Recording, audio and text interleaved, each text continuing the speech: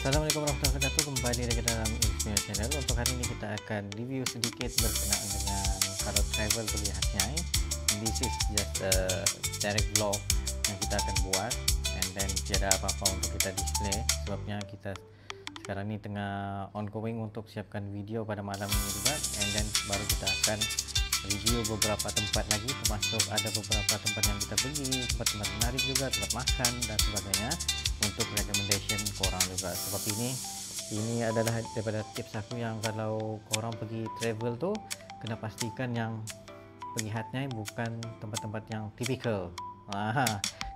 Typical yang tempat-tempat terlalu pelancongan. Sebabnya aku sendiri pun kadang-kadang kalau pergi Hatnyai tu aku akan tengok trip tu sama ada pergi ke macam tempat terlalu Malaysian oriented ke apa semua tu, itu semua tu kena cek dulu. Okey, yang first kali ialah untuk korang cek hari apa yang korang pergi.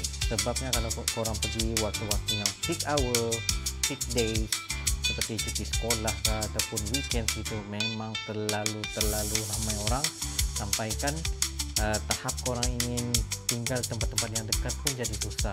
And then recommendation yang pertama ialah untuk tinggal di Lee Garden Hotel ataupun berhampiran dia, disebabkan situ korang boleh dapat akses yang pelbagai, termasuk untuk money changing ke, lepas tu untuk makan senang, turun bawah hotel terus boleh makan, and then korang boleh invest juga, pergi massage. Itu penting kalau pergi Hatnyai Thailand, pergi massage juga dan sebagainya.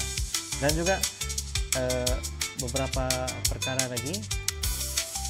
Satu lagi, of course lah, bila korang pergi travel ni korang perlu top up SIM card dan sebagainya. Itu korang boleh beli yang SIM card macam jenama brand Ice gitu, and then dia punya harga lebih kurang RM30 lah, RM30 300 baht gitu, and then korang akan dapat dalam 40 GB. Lepas tu yang paling penting ialah kalau di kawasan yang tertentu di Thailand ni, Hatnyai ni, mana-mana korang boleh akses ke 7E. Ini tempat-tempat yang wajib korang pergi, iaitu 7-Eleven. Sebab 7-Eleven sini agak berbeza daripada 7E di Malaysia. Sebab kalau korang masuk 7E Thailand, semua barang jadi murah. Lepas tu korang boleh rasa dia punya best Nescafe, best kopi lah, coklat apa semua tu dalam bekas begini besar. Memang sedap bos, itu memang puas hati lah. Lepas tu bukan itu saja, korang juga boleh makan macam makan burger apa semua tu, tapi kena pastikan ada chop halal. Aku sebenarnya sudah termakan sesuatu yang aku tidak perasan pun, tidak perasan pun yang itu gitulah. Itu antara kalau korang pergi 7E di Thailand. So another thing is, kalau pergi travel di Hatnyai Thailand ni, timing itu kena sesuai dengan waktu dia. Sebab macam aku selalu akan pergi kepada weekday berbanding weekend. Sebab weekdays itulah barulah korang dapat merasakan tempat-tempat tu uncrowded dan senang untuk korang pergi shopping ke, pergi gambar dan sebagainya, pergi makan lebih mudah. Sebab kalau weekend, ya Allah, dia punya tahap jam, dia punya tahap di immigration dan sebagainya tu memang memeningkan kepala juga. Sampaikan korang ingin pergi ke sesuatu tempat tu jadi susah. Lepas tu untuk akses ke sana sini pun susah. And then untuk recommendation tempat tu macam biasalah, kalau standard pelancongan, kalau korang first timer tu akan pergi ke Dim Sum Cabura, Dim Sum Caburi, yang makanan Thailand yang pelbagai lah. Tapi sebenarnya di Hatnyai ni semakin banyak tempat-tempat viral, tempat-tempat yang jarang lah orang datang sini untuk pergi tempat-tempat yang typical, tapi dia banyak yang underrated punya, yang makanan sedap, ada jenis yang sedap, ada jenis yang sedap dan murah, ada jenis hipster, ada pelbagai lagi lah yang korang boleh rasa di Hatnyai ni. Kadang just random ni korang pergi pun yang halal-halal tu dapat susah jumpa situ. So itu nanti aku akan ceritakan beberapa tempat lagi, tempat-tempat menarik di makanan di Hatnyai. And then korang juga kalau minat untuk naik gajah, ada juga di sini. Untuk pergi zoo juga boleh juga, tapi ataupun pergi ke pantai pun ada juga. Maksudnya di Hatnyai ini menjadi center of everything yang korang boleh nikmati pelbagai benda juga. And then beberapa perkara lagi, kalau ingin shopping, sejujurnya kalau pergi Hatna ini orang akan prefer untuk shopping. Ini bagi aku lah. So kalau shopping tu korang boleh dapat macam local tea begini dengan harga yang RM20, RM15 begitu.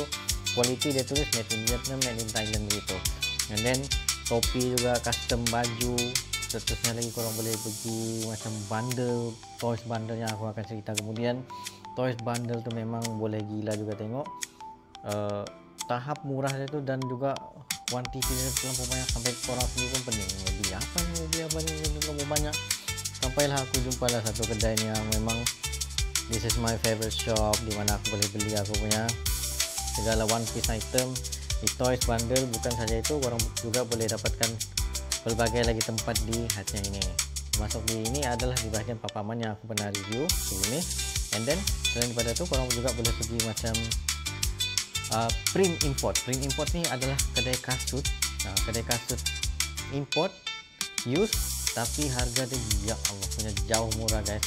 Aku baru beli Caterpillar punya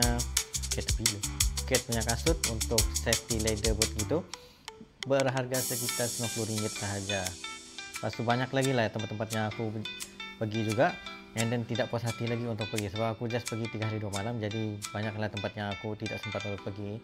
Tapi apa-apapun yang penting sini adalah untuk aku shopping dan juga untuk aku makan.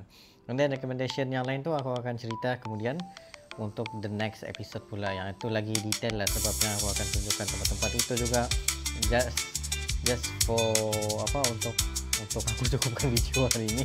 Jadi pasal juga aku continue saja. So if you have any question tentang Hatnya ke apa semua tu, korang boleh ajukan di bawah juga. Lagi satu, kalau korang ingin shopping macam barang-barang spare kereta ke motor, di sinilah tempatnya guys. Di sini Hatnya ini memang wow gila guys. Tapi kalau ingin makan yang lebih sedap, korang boleh pergi ke Patani ataupun Yala, Narati itu. Sebab itu lagi fokus on makanan saja, bukan untuk shopping. Gitu. So itu saja daripada aku. Terima kasih for watching. Jumpa lagi next time.